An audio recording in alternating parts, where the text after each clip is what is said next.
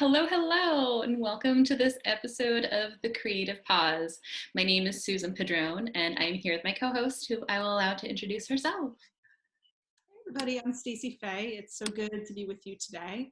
And like every day that we're with you, we hope that this episode brings you some joy in your day and a little bit of breathing room in an otherwise, pretty chaotic time. And we're very excited today to have back with us Kylene of Leave It To Me Photography, and we'll introduce her formally in a moment, but she will be leading us in an art-based exercise and showing us encaustic painting, which is incredible. And I think you'll find really sort of meditative as you're watching her do it, what she does. So before we get started with Kylene, we always leave some room here to just ask how you're doing and check in with each other about how we're doing during this time. And I share and Susan shares. We'll also invite Kylene to say a few words. And as you're watching this recording, just take a minute to maybe close your eyes, breathe, think about how you're doing this day. Or if you're having a particularly crappy day, maybe, do whatever's going to take to kind of get out that emotion and express that to yourself or to somebody else, since we're all on this roller coaster of emotions each moment and each day. So I can start. What you should know is that as we check in with these emotions, we are pre-recording this because I'm about to give birth. And so this episode will air a bit later. So if I talk about pregnancy or something else, maybe that I'm no longer pregnant when you see this and I actually have a little baby. But for right now, I'm still pregnant. And this week I've gone through a lot of emotions around anxiety and just the lead up that comes with, realizing you have no control over when that baby's going to arrive and what it's going to look like. And of course, sadness around going through this during the pandemic. But I was really excited that yesterday I decided to go ahead and host a Zoom party with some of my girlfriends to, just sort of celebrate this moment and acknowledge that even though we're in this time that's difficult, it's still important to celebrate a life coming into this world and to give myself the space to smile and to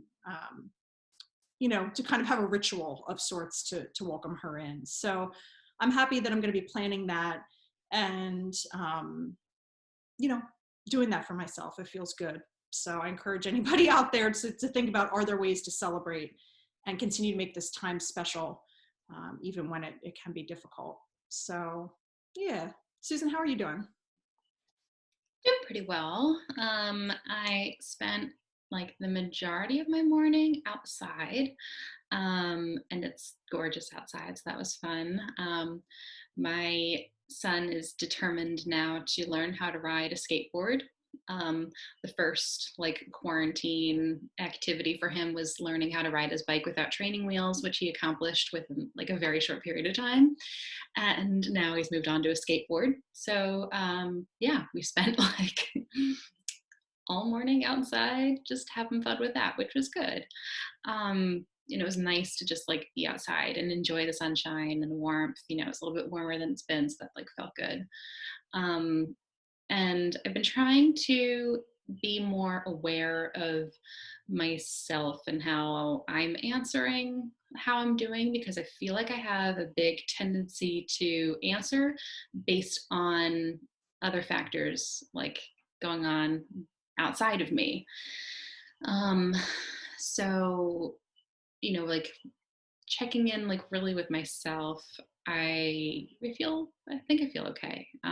Trying to like be more aware, and that's become more of a goal for me rather than just being like, I'm fine because like my son is fine, or I'm fine because like my husband's fine. Like, no, but why am I fine? Like why am I okay?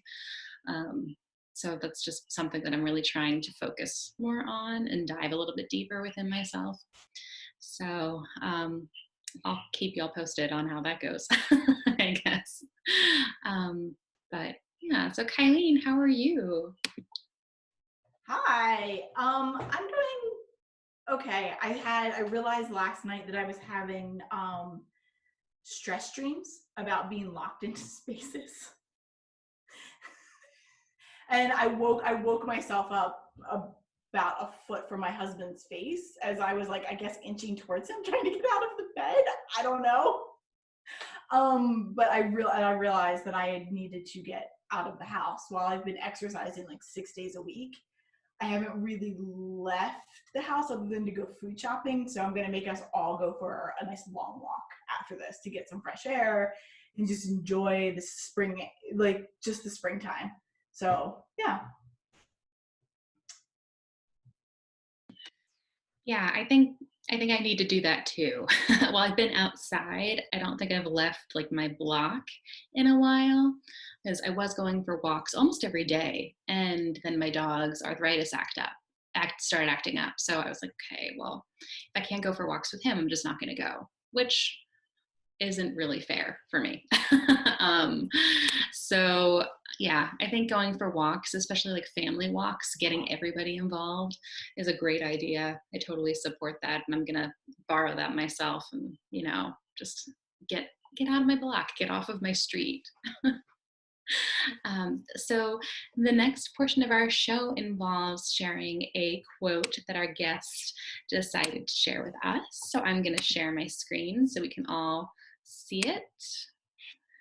And poor Kylene had to share 2 quotes with us since she's a returning guest. So sorry, Kylene. Just kidding. We're happy to have you. So Kylene's quote that she chose for this particular episode is, "What you seek is seeking you." It's a Rumi quote. So Kylene, what made you choose this quote this time around? So I'm going to have the man behind the curtain go grab the book that's on my nightstand. It's from a book about women entrepreneurs, and I pick not really a chapter, but a woman to read about every night. And it just really jumped out at me when I knew I was going to be doing this interview. And this work I haven't really been able to do because I've been so busy. So I've been really just kind of focusing on taking the time. So this is the book. I don't know if you guys can see that. So I think Stacey has this one. But I've really just been immersing myself in their stories and how they do it. And it just jumped out at me. So for people who are listening to the episode, Kylene, would you mind sharing the title of it? It's called In the Company of Women. I thought so. I couldn't like fully see the picture because of like how my screen is shared. And I was like, wait a second, I know that cover. I have that book behind me on one of the shelves. And it's, oh my gosh, that's another book that I feel like every woman should have in their collection. Every like female entrepreneur should definitely have in their collection. It's fantastic. I'm really glad that you brought that up. I'm surprised. Stacey, have we mentioned that? I was going to say, yeah, so right behind me, I have In the Company of Women and then Visionary Woman, and as well as Chanel, of course. That's all behind me. This is like my little inspiration setup. So In the Company of Women, yeah, it's such a good book. I actually should reread it, I think, or you can reread it multiple times because it just has so many good vignettes. And then, funny enough, let me know if you can see this. Let's see. My friend made that. It's like a print that says, "What you seek is seeking you." Yeah, so that's on the same inspiration thing behind me. Yeah, so, and I actually didn't realize that, even though I knew that was the quote you were sharing, I didn't realize it, so you shared it. I was like, oh right, that's right behind me. Yeah, yeah, so great minds think alike. Yeah, that's so perfect. Like, yeah, amazing. I feel like we should all high five or something. Like, Awesome. Well, thank you, Kylene, for sharing that. And I'm excited to formally introduce Kylene. And for those who haven't seen the previous episode, her first episode talked about photography tips and sort of capturing everyday beauty. We definitely recommend that episode. I think that was episode 3 or 4. It was much earlier on. But we're very excited to have Kylene back today. Kylene she has several different companies, one of which is Leave It To Me Photography, and one of which is Simply Beautiful Boudoir. So she does a lot of gorgeous boudoir photography, but also she does wedding photography and portrait and a lot of fashion shoots and sort of design photography. And everything Kylene does has a really beautiful, ethereal, feminine sort of flair to it, and a lot of lightness, and just, it just makes you feel good to look at, anything she touches. And so her photography is amazing, but Kylene's also one of those people I really admire because she's always diving into something super creative that's outside of her exact sort of profession or art form that she specializes in. And so today's one example of that. Kylene does a lot of painting on top of her photos, and this style of painting is called encaustic painting. And every time I've seen Kylene post something about this, I'm like, I need to find out how to do it. How do you do it? How do you do it? And then finally I'm like, Kylene, can you please come on the show and actually talk to people about how you do it? So yeah, so it's an amazing way of adding some flair to photos and other pieces to make them into art pieces. That, not that they're not already, but to sort of just add another element that can make it that much more beautiful. So Kylene's gonna walk us through that today and talk about how she does encaustic painting, and hopefully you walk away with some good tips and you can get started with your own piece. So thank you so much, Kylene. You take it away. Hey, thanks everybody. So I'm going to start with a little history lesson. So encaustic painting, some of the earliest encaustics were done on wood. They were discovered in the tombs of mummies in ancient Egypt. It's basically painting with beeswax. I learned from a local lady who I met roughly, I think, about 12 years ago. And right before I had hernia repair, about 3 years ago, I went and took her class. And it's something that just spoke to me and what I needed to take my work to the next level. Because I'm a very visual thinker, and this made me not only visualize how I was going to start the process, but then to work through it and come up with a finished product. I literally would come home from the workshop and put ice on my head because I had so many ideas. But in the past few years, I have not had the time to do it because I've been so busy. So this entire quarantine, I think I've done like 8 paintings. It's where the boys are like, where are you? And I'm like, I'm in the basement with like my AirPods in and just like painting away. So I'm going to walk you through a little bit of what I use, and then don't switch it right now. My husband's behind the screen right now.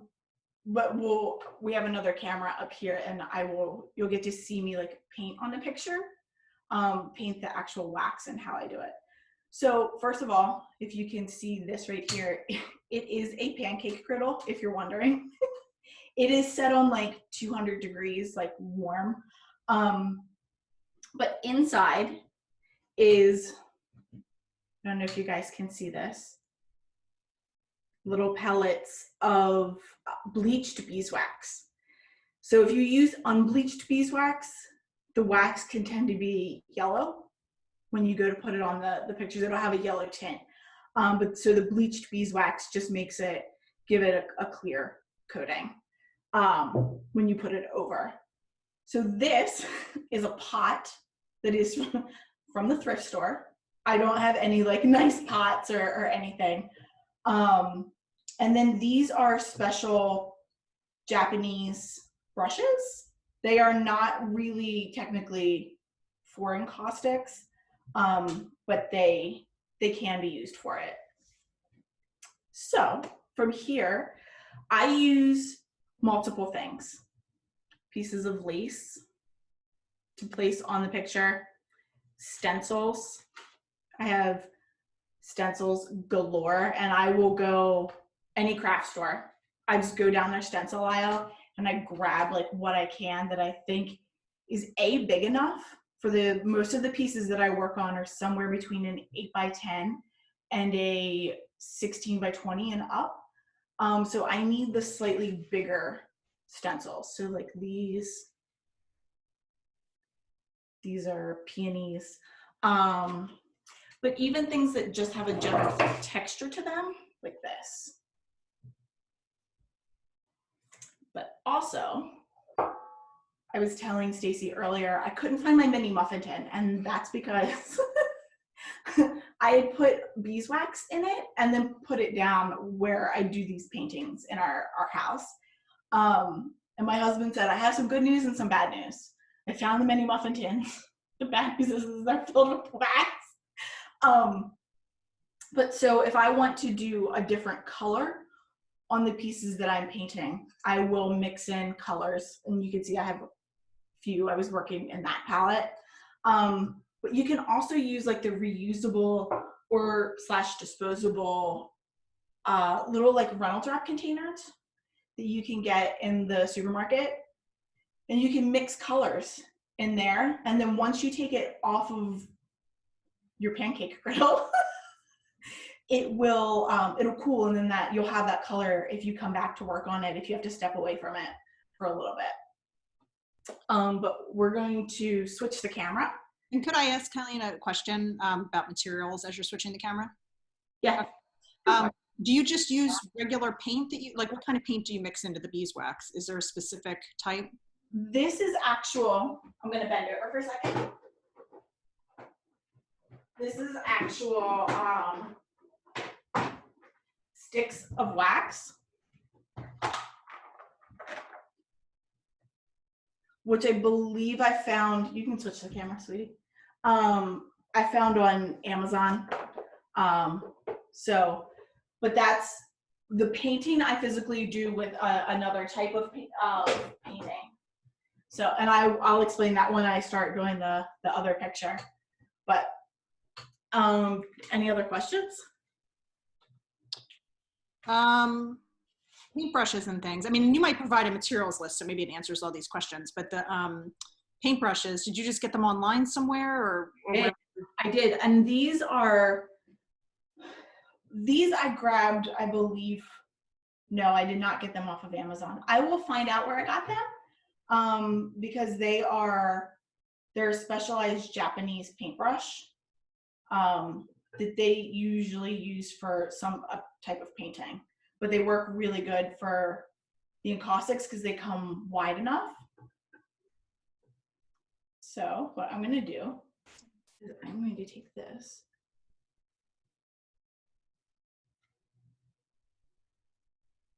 And what I'm going to do is I'm going to leave that there for a second before I peel it off to let it dry. Feel free to ask me any questions. You just leave it for like 30 seconds there or something? Leave it for a couple of seconds. And that's just the clear beeswax, right? It's just the clear beeswax. And then as I peel it off, if you can see how that happens. Beautiful. So I'm just going to continue what I normally do, which is to bring in other elements. And feel free to ask me any questions while I do this.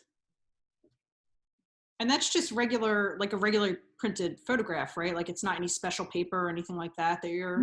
Nope. So to do these photographs, what I do is I actually prep them with a coat of the beeswax first.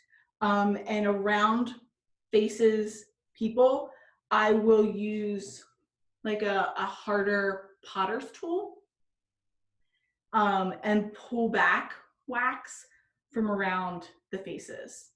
And it gives a bit of a smoother texture. I mean, if that's a word. I just like the detail that it will leave, but then that allows me other space to create pieces like this. And not everything is going to be perfect when you do it. So if you're like a perfectionist artist, this is not the media/medium for you.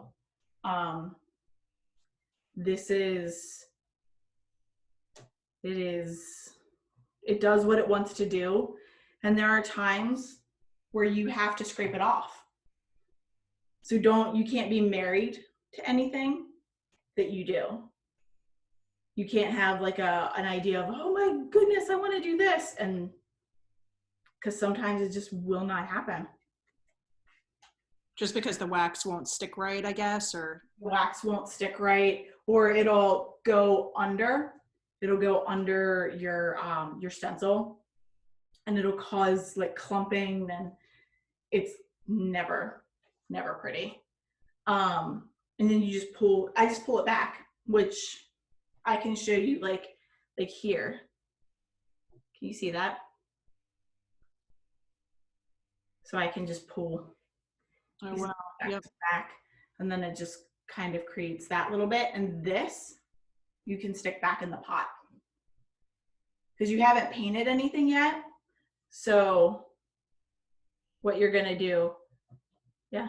So I'm just gonna pull this back off because I really kind of want to do it again. So it's basically just a gentle scraping of the wax to remove it from the picture. Yep. And that does that affect the initial prep coat of wax that you do, or is that still? No, not really, because that is already hardened. It'll warm it a little bit. The tools that you want to use, you do not want to use anything that has a sharp edge because that will damage the print. These I print here at home on a professional photo printer, but they're on a very specialized fine art paper from a company called Hanamal. And I'm going to tell you, it's not cheap paper, but it is beautiful paper, and it comes in so many textures.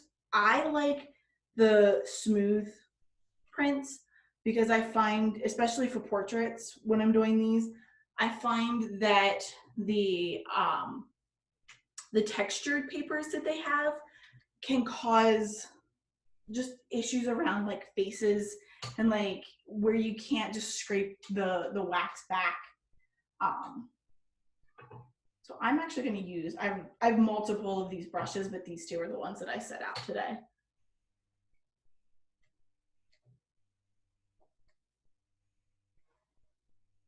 And Kylene, for the stencils that you grab, I know you said that you normally find them at like any and all craft stores, but is there a specific material that the stencil has to be in order to hold up with the wax, or like not so have you wax? really don't want to go for like cheaper ones. You want like the thicker plastic ones. I have a couple metal ones, but you have to be careful with those because the wax is hot when you paint it on, and when you go to peel off a metal stencil, hashtag learned the hard way.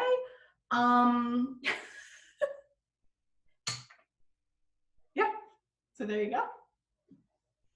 So I don't know if you guys can see this. And I'm like not afraid when I paint. Some of the wax is going to come off as you paint, and I can see like where things are going to come. So I'll just peel it off like as I'm going. I don't know if you guys can see. Yeah, we can. The texture is amazing.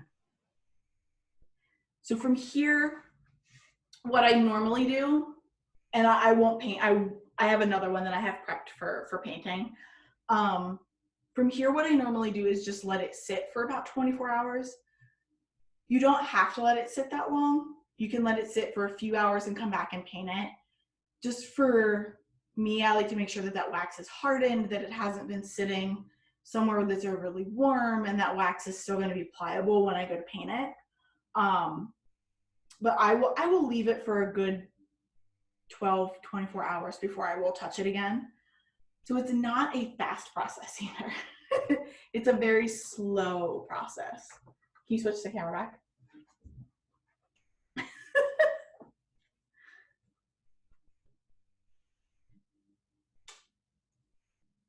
Sweet. So I'm going, if you guys do you have any questions? I don't think so. Yeah, I'll keep asking as they come up, but no, this is great. So what these are oil-based paint sticks.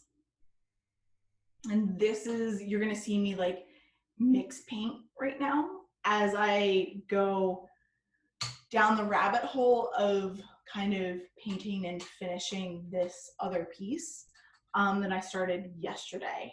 And I have multiple others that I will show here at the end, like a still life sister portrait. But these are oil-based paint sticks.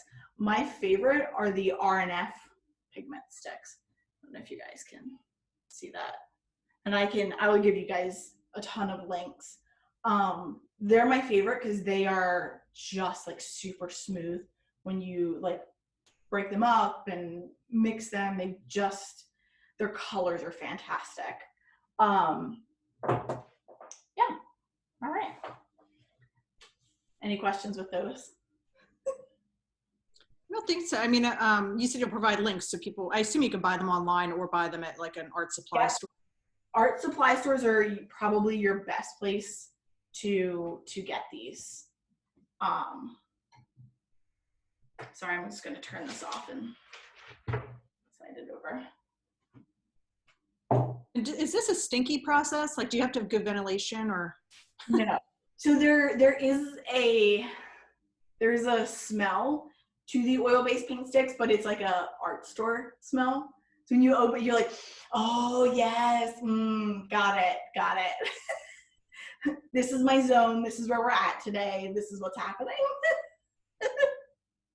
I love that Stacey just asked if it was a stinky process. Like for someone who is always so articulate and well-spoken, I love it. I think it's hilarious. I'm not judging you, Stacey. I was just like giggling over here because I'm a child, but I appreciated it. I think that's my toddler mom brain that just engaged with my professional brain. It's your boy mom brain too. Like, oh, how bad does that smell? Exactly. Yeah. So certain boy smells. I'm like, oh God, for the rest of my life, I'm filled with boy smells. Mm-hmm. Yep. Can you go ahead and switch the camera again for me?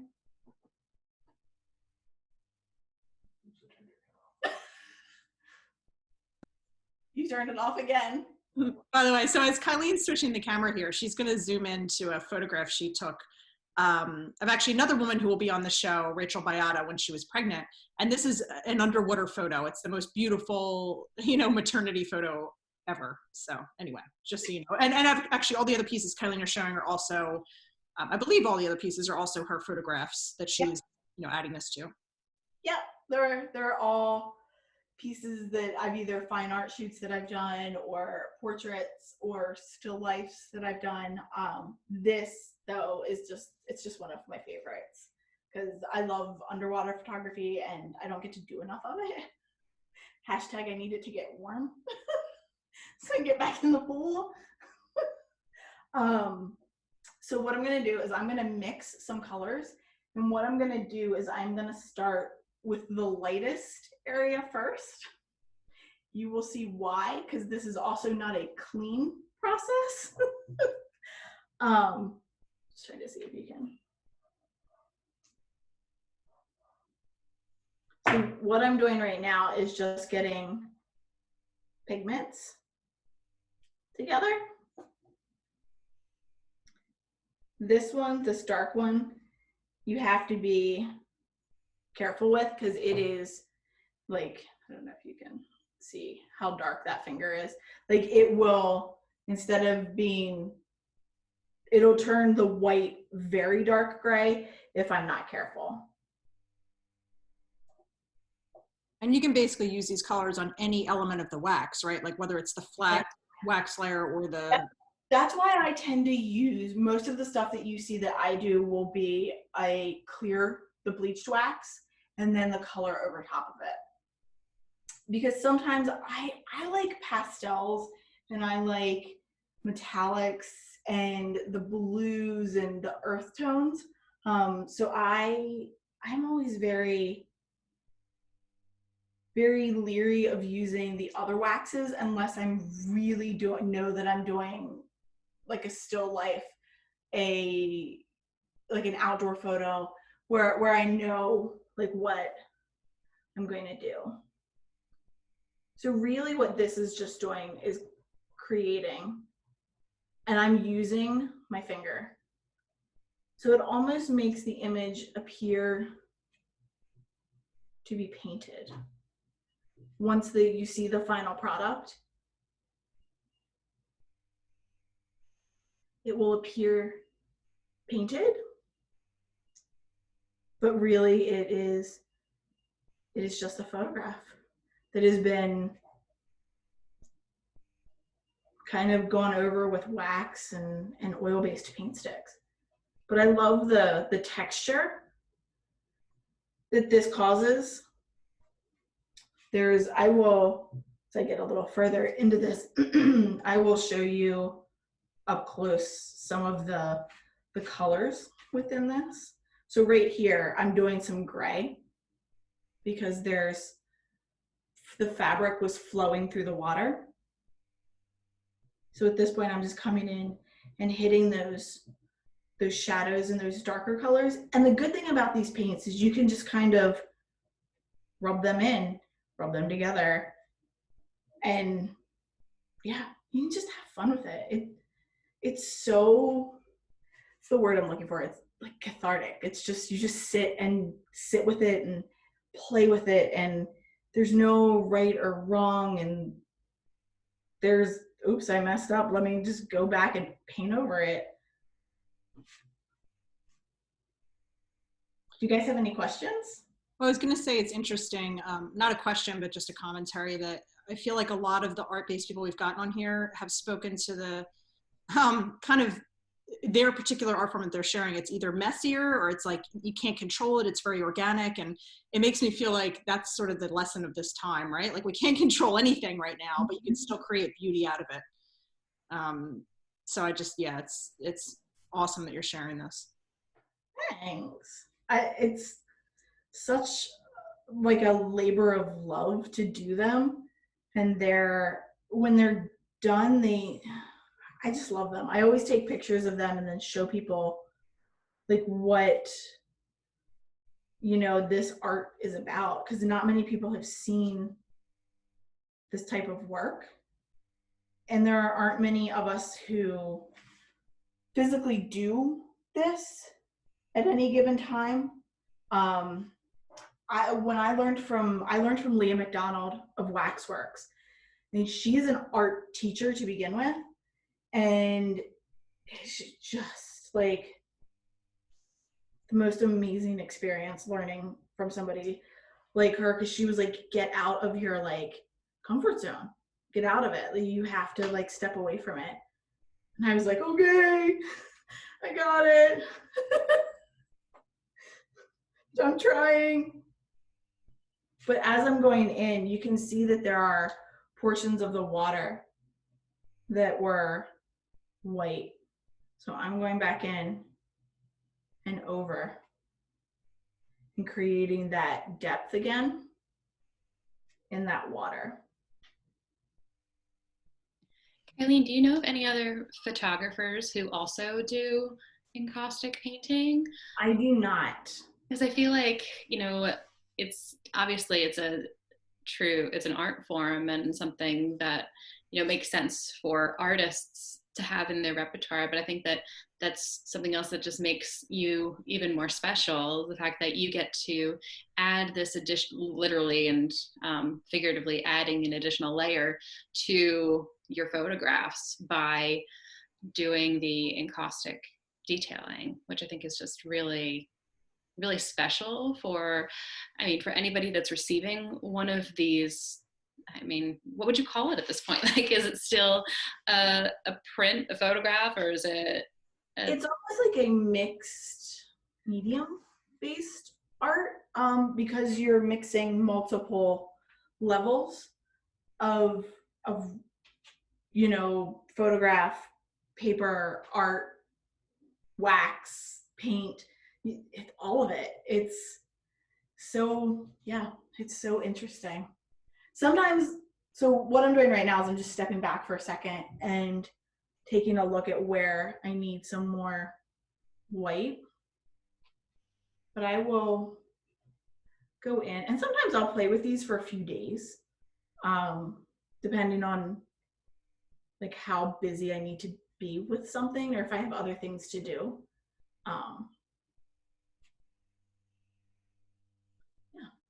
Do you guys have any questions? I do. I have another question. How do you select the photograph that you're going to do this whole technique on? Like, what's that process like? So most of the time, it is a somewhat of a solid-ish background for me, because then that way I can create like the picture of the mother and child that I did. I can create that texture on that photograph. This one, I just loved the aesthetic of how she's floating, but she's floating away, and it's just this ethereal photograph. And I love water. Um, so that's normally it's like a plain or background that I will choose to paint from, so that I can add the texture in. And do you know, Kylene, is this an art form that you could also do on, like, I don't know, pages torn out of magazines, or like, or does it have to be a certain type of paper or substance, or like that you can't have a glossy surface? Or I'm just curious about, like, because my brain also is like moving here, and I'm not a photographer, so although I have like all the beautiful photos we've worked on, which I could totally do this on, but I'm also trying to think like, are there other surfaces or other things that would take to encaustic painting? Yes. So, and that's where I would actually send you to Leah for a class, because she works with an encaustic gesso, which is like a glue. You can do it on wood. I would not use a glossy photograph. I would use more of a cardstock, fine art papers. And those, if you're going to be putting them on a wood type of surface, you are going to need to glue those down. And then you have to wait for that glue to dry before you can start on these. So it is definitely not a super fast process. But yes, you can use multiple woods, papers. There you can do even a wax pour. So if this was on a piece of wood, if it had been glued to a piece of wood, you could physically take the wax from the pot, you heat up a bigger, and then you pour it over the entire surface. And you start at like an upper corner and you pour it across, and it makes almost like a film across the photograph. It's very interesting. You get the drips on the side, which of course you can use like a razor blade or a more of a sharper pottery tool to pull that off of the drips off of the side. But from here, what I would do is almost like, it's just so, I mean, you see how I'm just in here adding a little like texture and depth, and you want it to just kind of sing by itself, so to speak. It's so meditative to watch it. Like, I can't imagine doing it. It probably is a whole other level. It's a whole other level. You just sit. I mean, I will sit with headphones in for hours, and then I have to remember to eat because I'm like, oh God, what time is it? I'm getting like Bob Ross vibes, Totally, I was thinking that a moment ago. Yeah. A happy little dot over here and a happy little dot over there. Exactly. That's exactly what I was thinking of, especially when you're talking about painting and how like it, there are really no mistakes. It's like, no, like Bob Ross. There are no mistakes, just happy accidents or something like that. Yeah. You're gonna put a happy little tree over here, happy little dot over here. So it's almost like adult finger painting too. I mean, you could use brushes, but you're not going to get like into that wax like you can. And having a bit of a background of knowing where the shadows are, where the highlights are, where that light would be coming from will really help in this situation. I mean, you can see my fingers. They're completely covered. Yeah. Do you guys have any questions? Would you mind rotating the picture so that people can see it right side up too, now that, just to like admire how gorgeous it is. And, in addition to having the beautiful like paint and wax and everything on it. Thank you. You're welcome. Hey, Dave, can you switch the camera back? Stunning.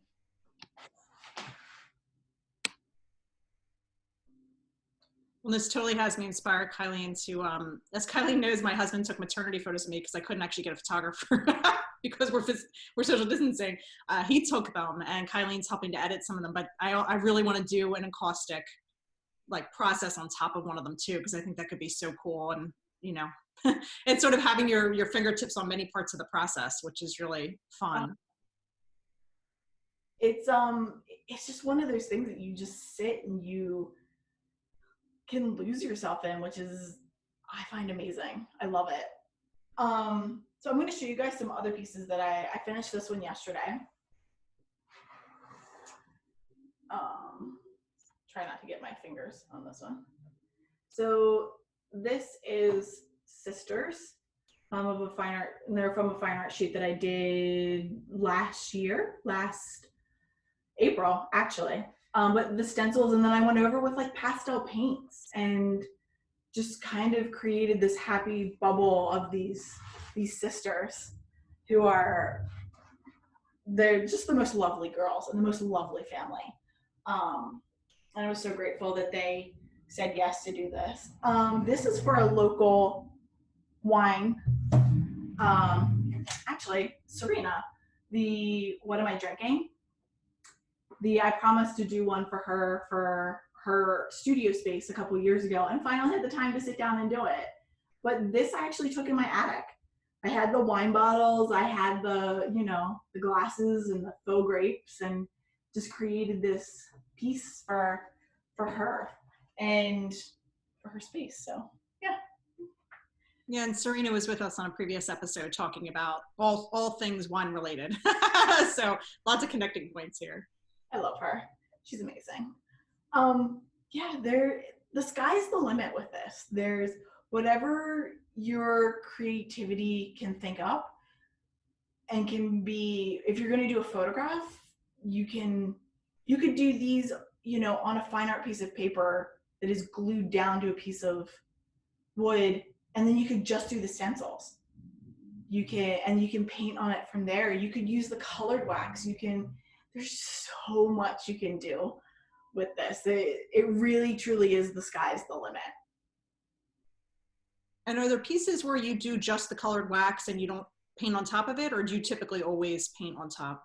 I did some when I took the class, but this is my jam, is the photographs and the pieces. I have a picture that I did of baby's breath against, a plain colored wall. But what I did was I took a smaller paintbrush and I dripped the wax as if it were the buds on the flowers.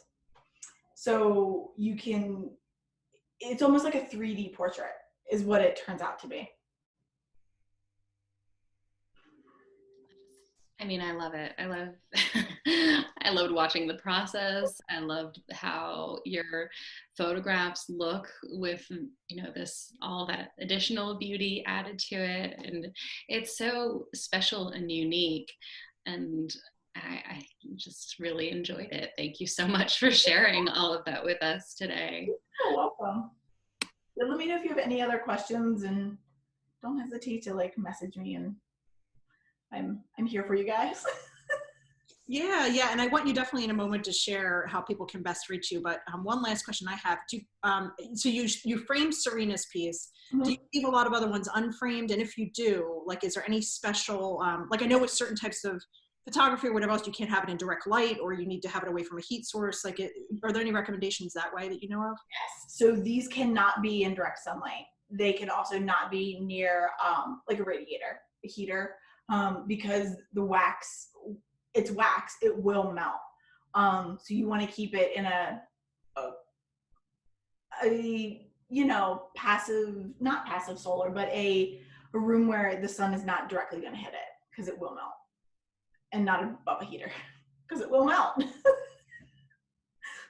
out of the hands of, you know, kids and toddlers, because it will, they'll be like, Mom, look. You're like, oh, because the paints don't actually fully dry, so to speak. So you could go back years later and like kind of move stuff around still. That's amazing. To answer your question, not all of them. I just don't have the mattes. I love the matte that is around Serena's piece, because it has a it almost has, let's see if I can show it. So it has like an opening, so it won't touch the glass. So I do have another piece framed, and it is in a shadow box. You really don't want the pieces physically touching the glass, because the paints will come off onto the glass. That makes sense. Sorry, I do have one last quick question. I can ask questions for hours, but I will stop after this one. Are there any, if someone like is watching this and is obsessed, like I get with this, is there any, you know, encaustic artists you really admire, or books out there that you think are like particularly helpful, or anything like inspiration wise that people could look at? I highly recommend Leah McDonald, and I will give you guys the link, her link. She just is amazing, and her work is completely different from mine, but the way that she uses her aesthetic, it just blows my mind. And so I highly recommend her. I know a few other people who do it, but she's my go-to.